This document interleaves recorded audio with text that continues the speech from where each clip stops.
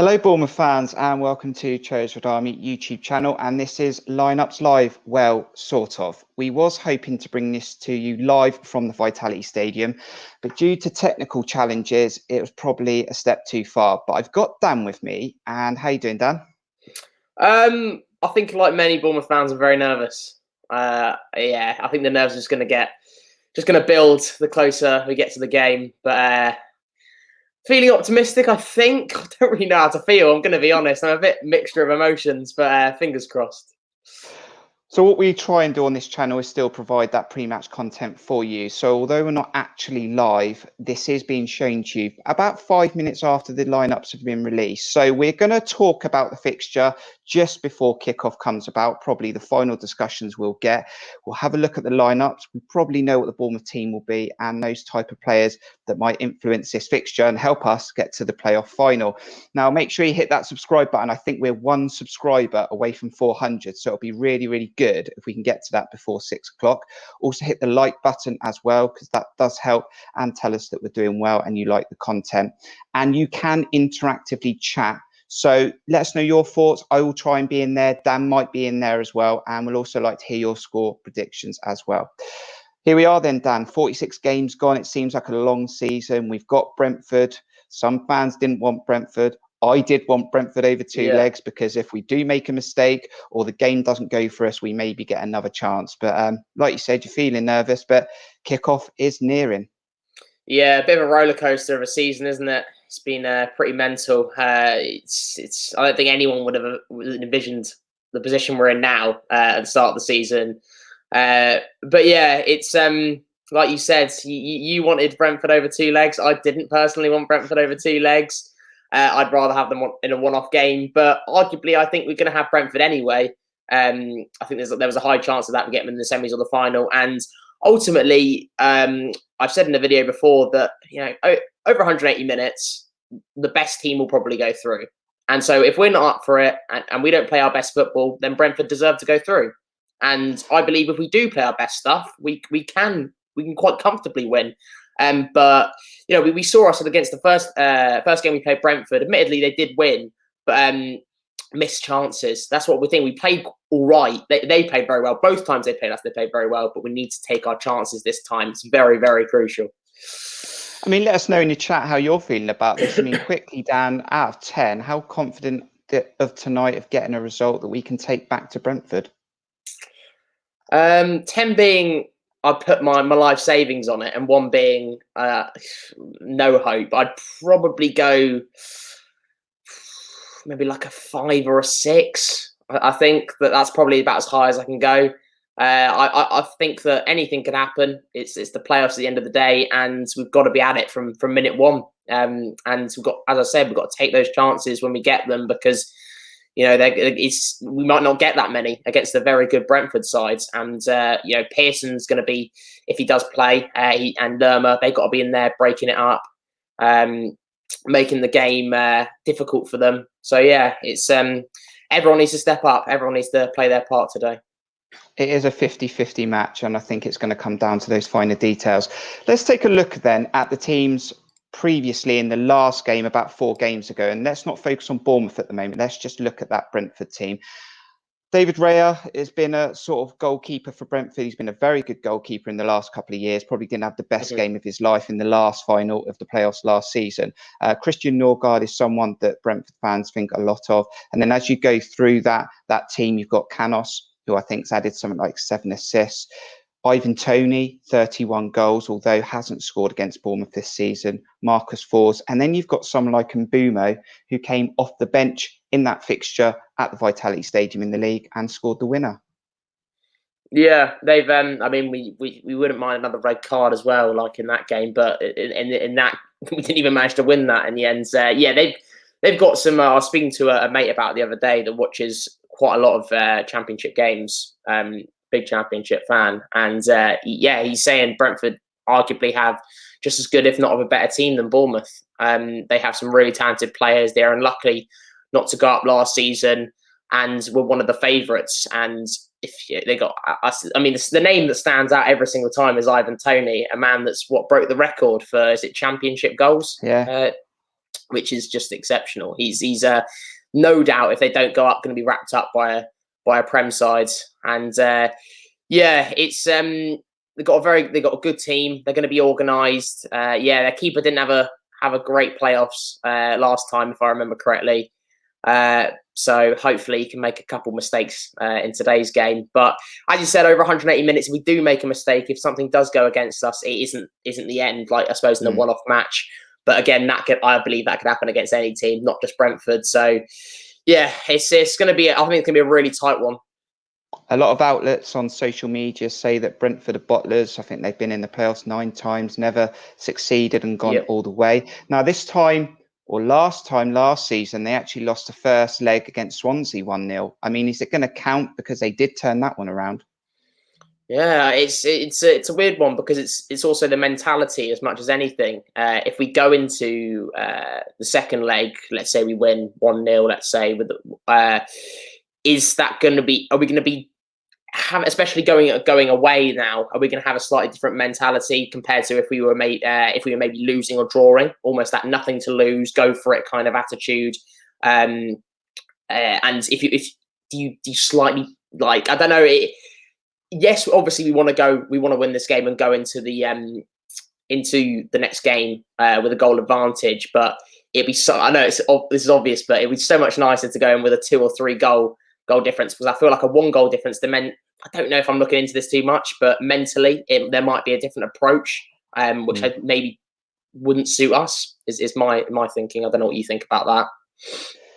I just think we need to score 2 goals tonight. I think we need to win the fixture, and we'll come to those score predictions in a bit. I'm confident that we won't lose 4 games in a row to them. So I think we will get a result in one of these fixtures. Whether we'll win overall, I really can't call it. It's that tight, like you said. Let's take a look at this Bournemouth team. It's likely going to be this team, I think, if everyone's fit and no one's picked up any injuries. Let's take a look at this squad, and hopefully we have got it right.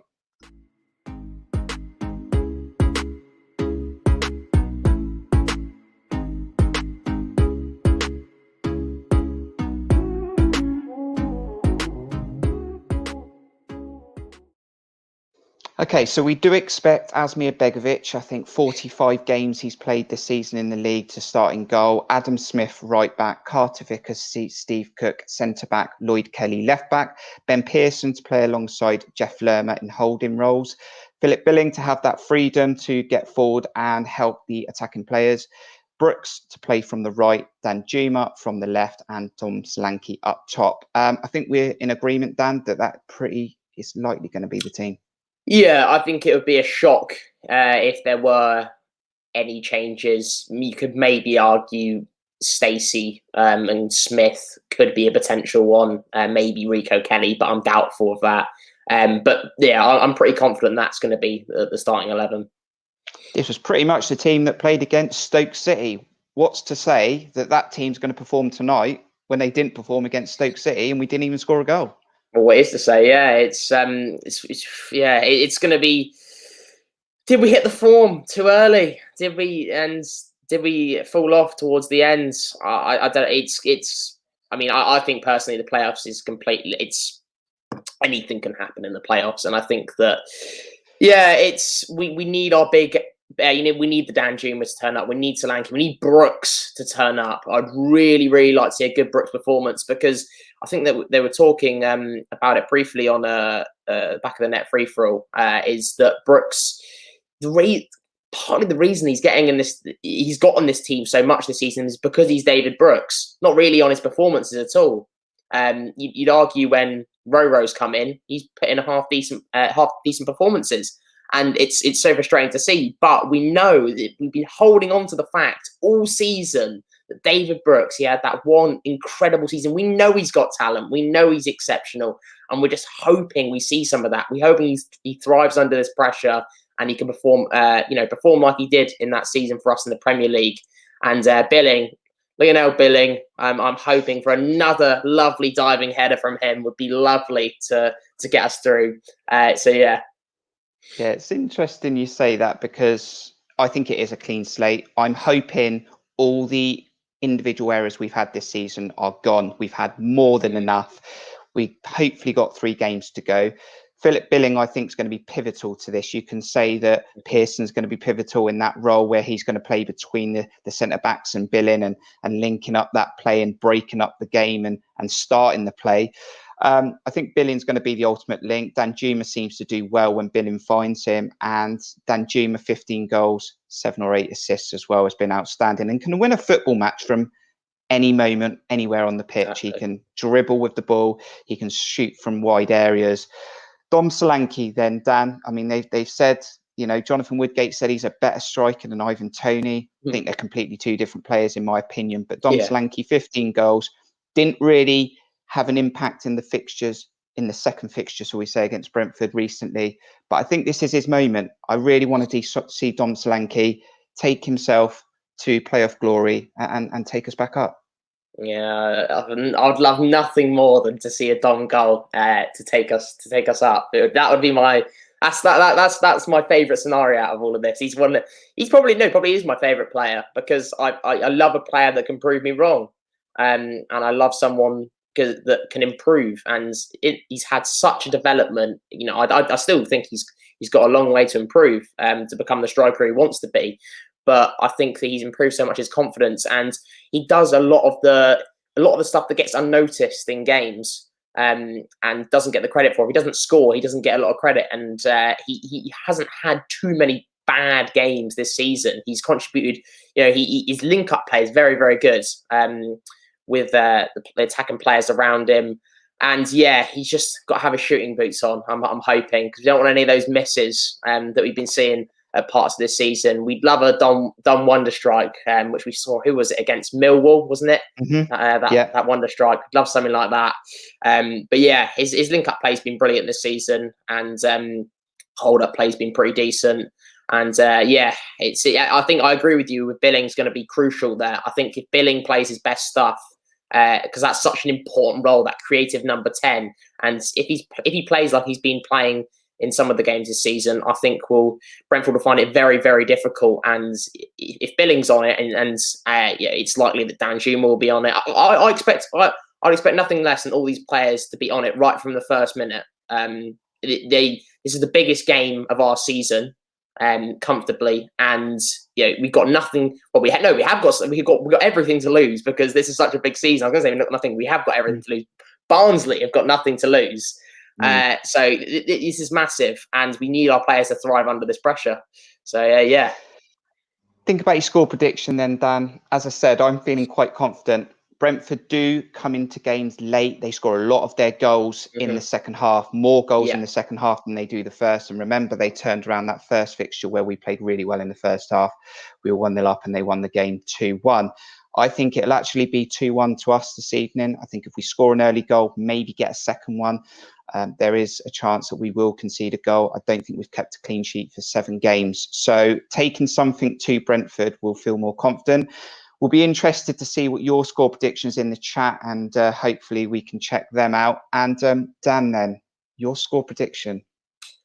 I've been chopping and changing a little bit. I think I'm going to go with the score prediction I said yesterday.